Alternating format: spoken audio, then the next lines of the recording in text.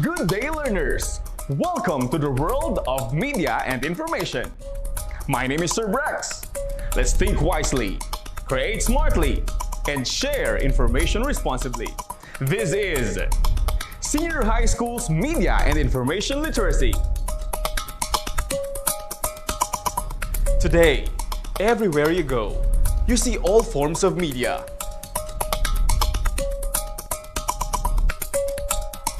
From the moment you wake up, you see different images and messages being relayed to you. From the films that you watch, to the books that you read, even the photos, videos, and stories that you browse before you sleep continue to dominate people's lives around the world. This is more evident to Filipinos. In fact, in the recent report of the online creative agency We Are Social and the social media management platform Hootsuite, it shows that Filipinos spend the most time online, especially on social media worldwide. Along with our constant reliance on social media comes the risk of misinformation and disinformation. That is where the need for media and information literacy comes in. So what are you waiting for? Get your hashtag MOTD and get ready to think, create, and share. To get you started on this learning journey, you have to learn first the basic components of media and information literacy. In this lesson, we will discuss why is communication essential to you and to your community, and how media and information influence communication. For your first activity, get a piece of paper and a pen. I want you to make a concept map on media, information, and communication. Draw 3 big circles. Write the word media inside the first circle, information in the second, and communication in the third. I will give you 5 seconds for each circle to think of the words that you can associate with media, information, and communication. Write those words outside each circle. Are you ready? I guess so. Your 5 seconds starts now.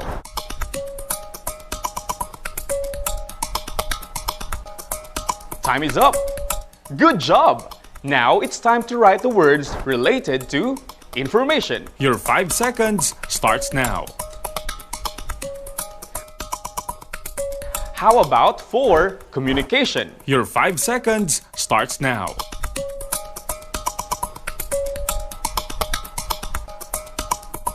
The time is up. What are the words that you have come up with?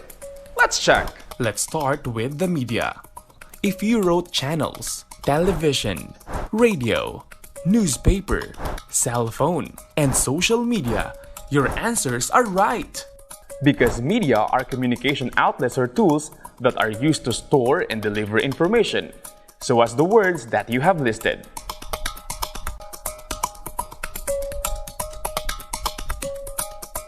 For instance, we use cell phones to deliver information and messages to our friends and families. We use YouTube to store video contents. We post and share information in Facebook. And we have television and radio to disseminate information to a larger number of groups. Next, let's check your concept map for information.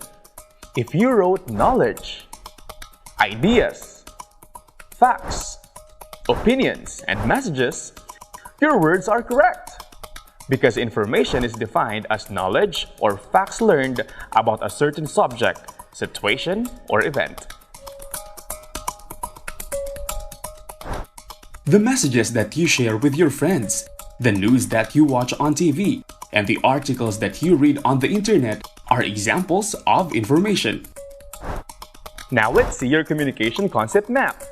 If you wrote process, sender, receiver, exchange, understanding, you hit the nail on its head. Communication is a process by which information is exchanged from sender to receiver through a common system of symbols, signs, or behavior, resulting in interpretations of meaning on both ends.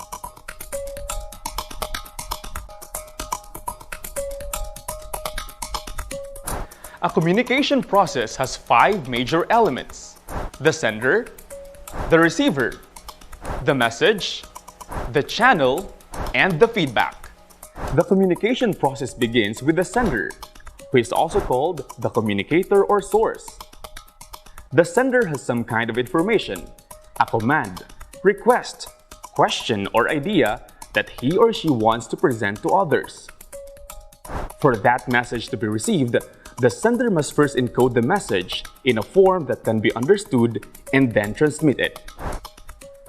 The person to whom a message is directed is called the receiver or the interpreter. To comprehend the information from the sender, the receiver must first be able to receive the sender's information and then decode or interpret it. The message or content is the information that the sender wants to relay to the receiver. Put all 3 elements together, sender, receiver, and message, and you have the communication process at its most basic. But wait! Since we are in the age surrounded by different media, let us emphasize the medium, also called the channel. Text messages, for example, are transmitted through the medium of cell phones, and news is spread through television. And lastly, feedback. Feedback may be direct, such as a written and verbal response. Or it may take the form of an act or deed in response. We call it an indirect response. For example, after reading an information that COVID-19 virus can live on surfaces for days, you did not give any comments or replies to the sender of the message. But it made you more conscious on the things that you touch and made you practice hand washing more regularly. That is an indirect response. In the 21st century, communication has become more social due to the emergence of technology. Today, communication can be done through different media tools and formats with the use of the internet. Now that you have understood what is media, information, and communication, let's discuss their importance to you and to your community. To help you figure that out, let's do time travel to the age when there was no internet, no computer, no cell phones, no electronic media, just our mouth.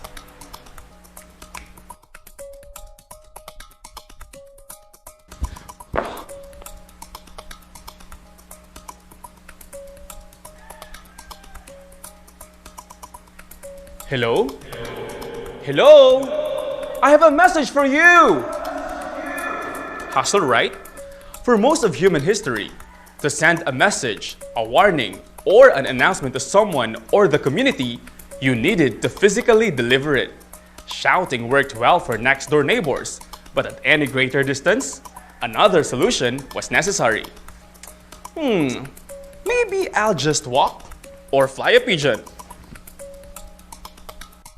Do you know that as early as the 1st century BCE, people started breeding messenger pigeons in Europe? With an average flying speed of 50 miles per hour, and for their innate ability to find their way home across long distances. Incredibly, pigeons delivered the results of the first Olympics in 776 BCE, traveling from Athens, Greece to surrounding villages to announce the game's winners. Fast forward to today. Due to the advancement of technology, people can now communicate and disseminate information at a faster pace, anytime and anywhere with the use of different media such as radio, television, cell phones, and emails.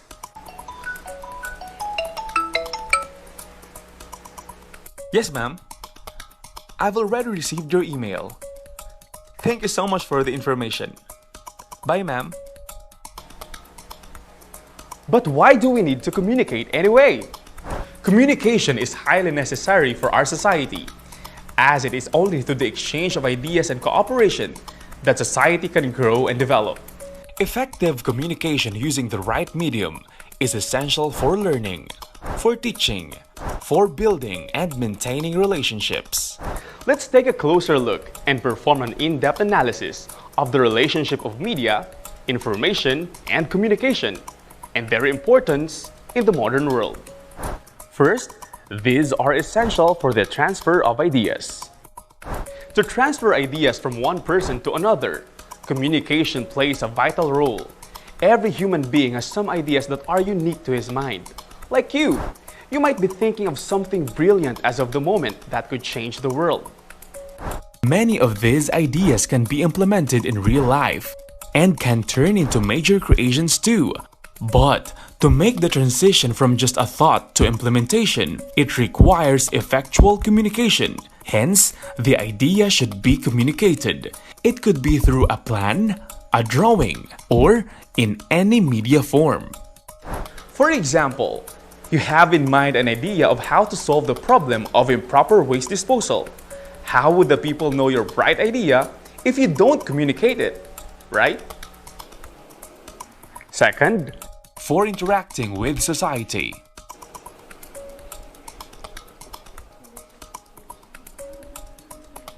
They say, no man is an island.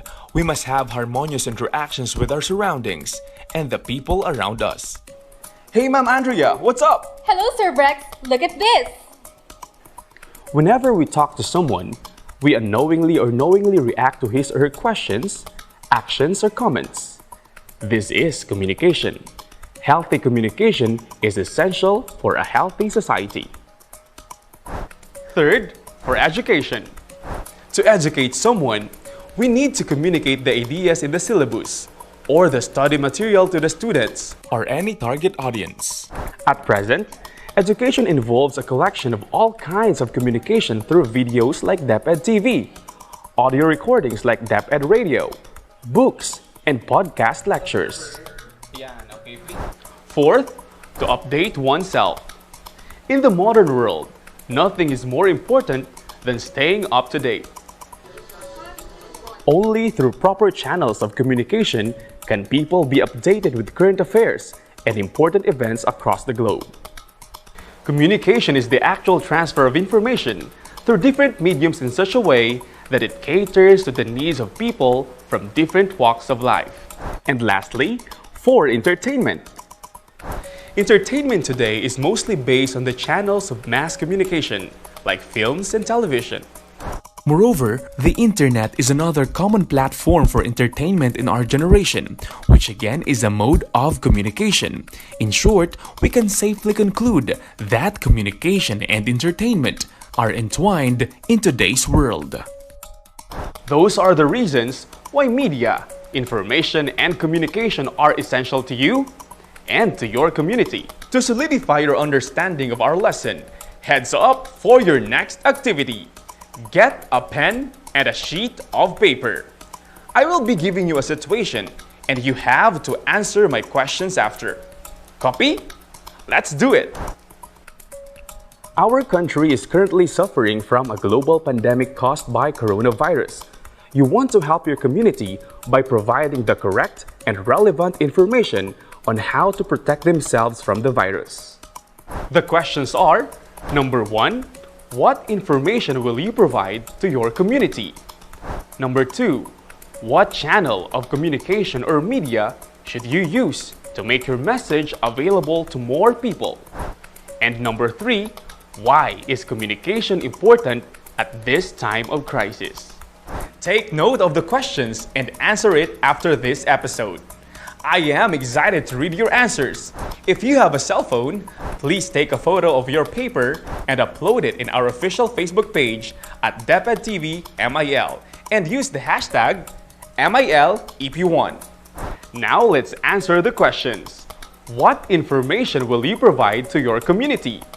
Of course, you might want to provide them instructions on how to keep themselves healthy or remind them of the health protocols of the Department of Health.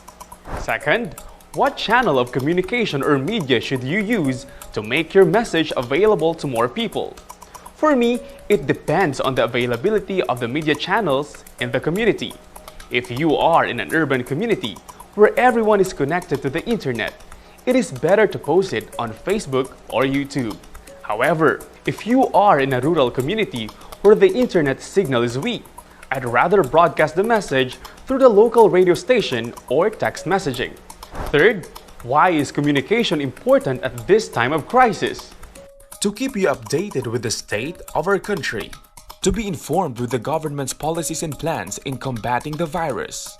And to keep in touch with our loved ones who are away from us. I believe that from the activity, you have appreciated the importance of media, information, and communication to you and to your community. But what do you think will happen to communication if media and information are distorted? Let's take a look at this communication process model.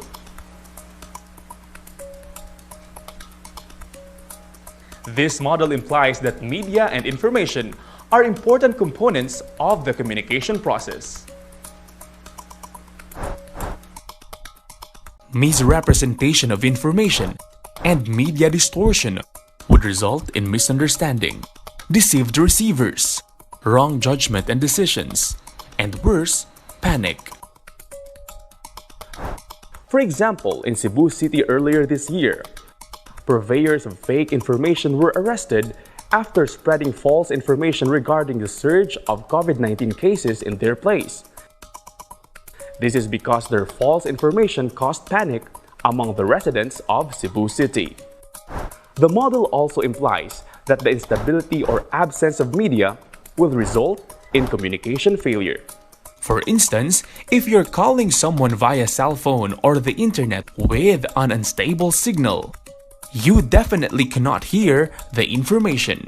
Another example is during the 70s when the Philippine government ordered the closure of some major media outlets and various radio stations across the country. This deprived the people on the free circulation of information and to properly assess what's happening in the country and what their leaders were doing. Knowledge is power. It helps us understand our environment and it teaches us how to deal with the challenges. Knowledge is transmitted through effective communication. However, the transfer will be at risk if media and information are twisted in the communication process. That is why today, we have to be mindful of the information that we receive on media. Due to the overwhelming number of information, it's now harder to decipher which is fact and which is fake. How can we give a solution to this? You're right! We have to be media and information literate. But how? That's going to be our lesson next week. Next episode, let's delve deeper as we discuss the different competencies needed to become media and information literate. That's all for today! My name is Sir Brex. Always remember, think wisely, create smartly, and share information responsibly. Until next time here on DepEd TV.